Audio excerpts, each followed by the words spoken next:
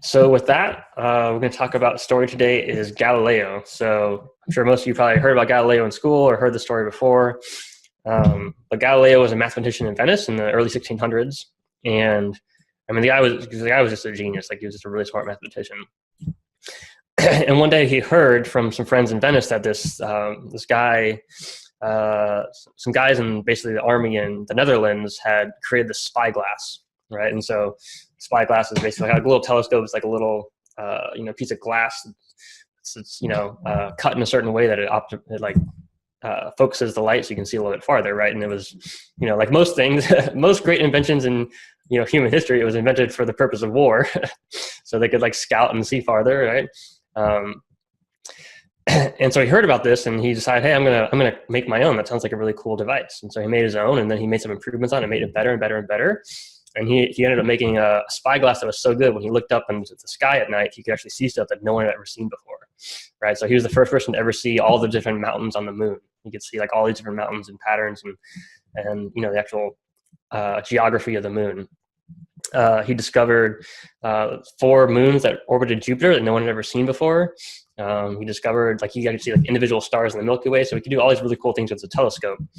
And because he was a mathematician, he was, he was one of the leading thinkers on, how the stars move and what the heavens look like and our solar system, right? And he now had access to more data than anyone else in human history had ever had about what our solar system actually looks like. And so back at the time, there was this kind of debate between, is the sun the center of the universe or is the earth the center of the universe? Because most people thought, for most of human history, that the earth was the center of the universe and everything rotated around the earth.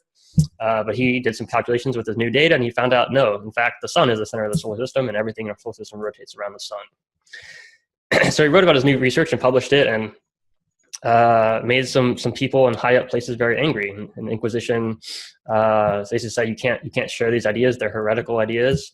And if you keep sharing them, we're going to imprison you. And he said, well, I'm just going to keep doing it because it's the truth. And so they put him in prison, and he spent the rest of his life in house arrest. And he basically died in house arrest. So, kind of a sad story, right? I mean, imagine coming up with the cure for cancer and, the government or some political power or, some religious power says, hey, you can't do that. And we're going to put you in prison for the rest of your life for trying to help humanity, right? For speaking the truth. I mean, that'd be crazy. Or imagine Einstein came up with this theory of general relativity and, he was put into prison for it, right?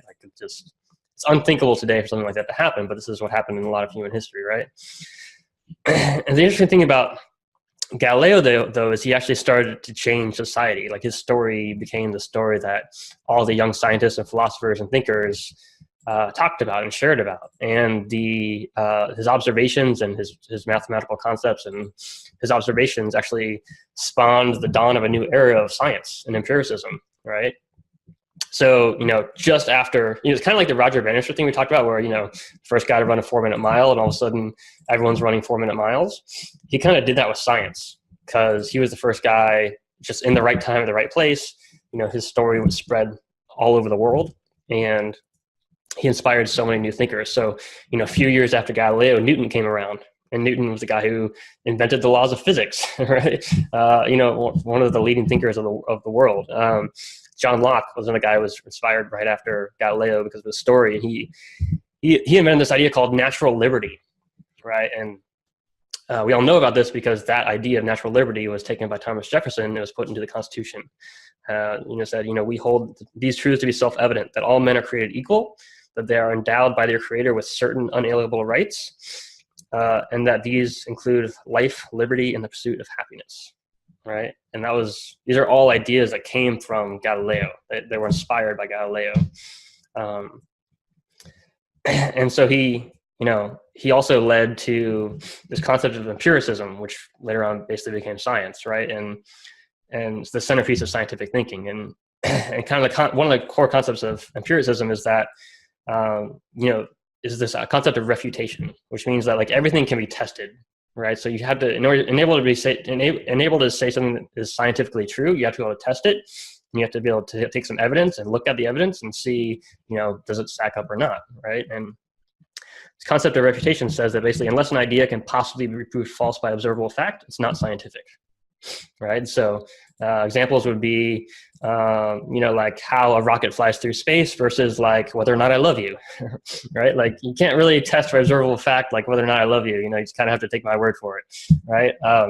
But you can test how rockets move through space, and you can observe how things react. And of course, that's led to a big debate over the years about, science versus religion and spirituality. And, like there's just lots of things in the world, in the universe, that we can't measure and we can't observe and we don't know, right? It doesn't mean that they're wrong. It just means it's not science, right? Science is one way to look at the world, but it's an incredibly useful way to look at the world, because if we didn't have it, we wouldn't have internet today. We wouldn't have put a man on the moon. We wouldn't have cars, so many things that we have today, that we're so blessed to have today, wouldn't exist without science. It wouldn't exist. And Galileo was, if that guy didn't exist, we would be way farther behind than we are today, right? I mean, think about like the internet probably wouldn't exist. One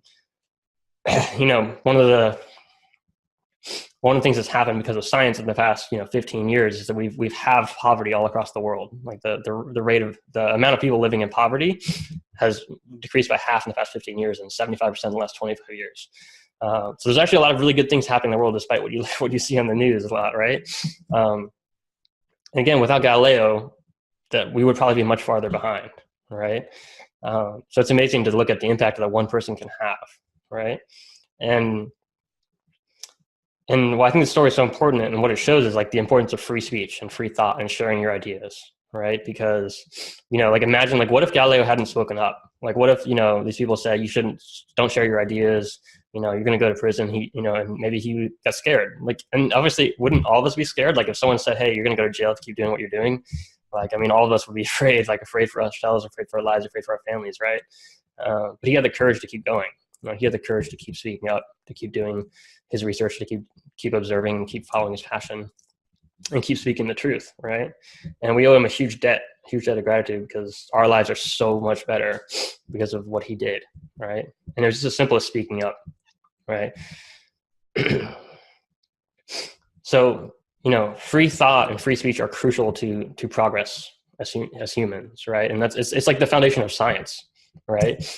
And because if you don't have free thought and you don't have free speech, you can't really do science, because then all of a sudden you're trying to get observations about the world and people say, well, you can't do that. You can't think that way. You can't do those things. You can't say those things.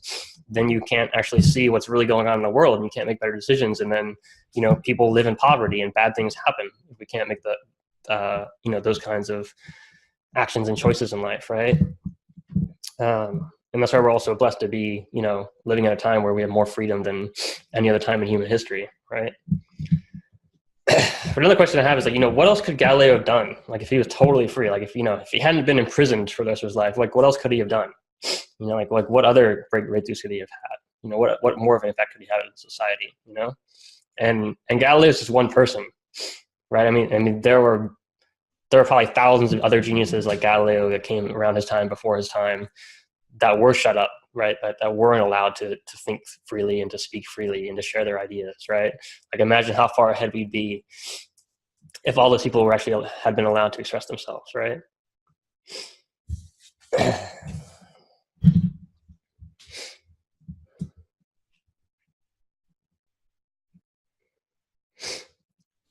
So, one thought you might have about this is, well, I'm not Galileo.